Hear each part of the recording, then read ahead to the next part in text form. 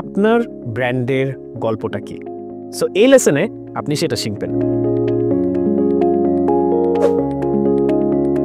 So কেন আপনার product বা আপনার সার্ভিস অথবা আপনার ব্র্যান্ডের একটা গল্প দরকার।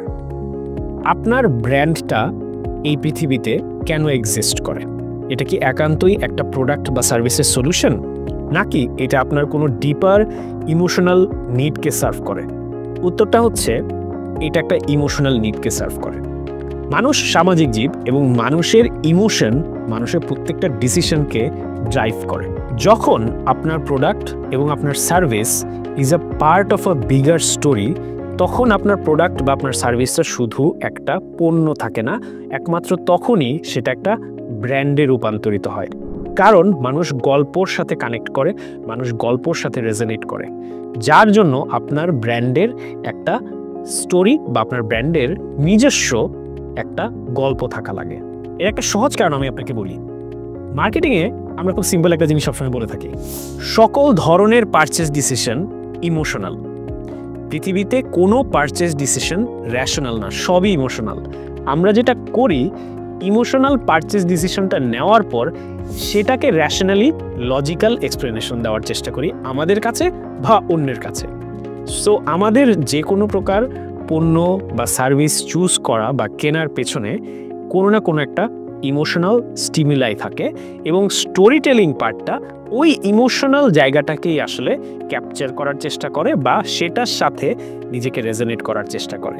যেমন নাইকি আপনাকে শুধু জুতো বা স্পোর্টস গিয়ার সেল করে না, নাইকি আপনাকে সেল করে অ্যাসপিরেশন। সো দিন শেষে আপনি যদি শুধু একটা প্রোডাক্ট বা একটা সার্ভিস সেল করেন, সেটা কখনোই একটা ব্র্যান্ডে রূপান্তরিত হবে না। আপনি যখন মানুষের হিউম্যান ইমোশনটাকে বোঝে, সেটার অ্যাকর্ডিংলি একটা ন্যারেটিভ ক্রাফট করতে পারবেন, তখন আপনার পণ্য বা সার্ভিস ব্র্যান্ড হয়ে যায়।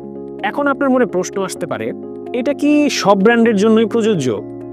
আমি যদি রডের কথা বলি, আমি যদি সিমেন্টের কথা বলি, কনস্ট্রাকশন ম্যাটেরিয়াল, এটা দিয়ে আমি বাড়ি বানাবো, বা এটা একটা খুবই শক্তপোক্ত জিনিস, এটা আমার লাইফের রেগুলার ইউজেজে প্রয়োজন হবে না, এটা কিভাবে আমার ইমোশনাল ন্যারেটিভকে টাচ করতে পারে বা স্পর্শ করতে পারে? একটা রড শুধুমাত্র স্থাপনা বানায় না, একটা রড আইদার একটা পরিবারের, একটা মানুষের অথবা একটা পুরা দেশের স্বপ্নকে শেপ দেয়।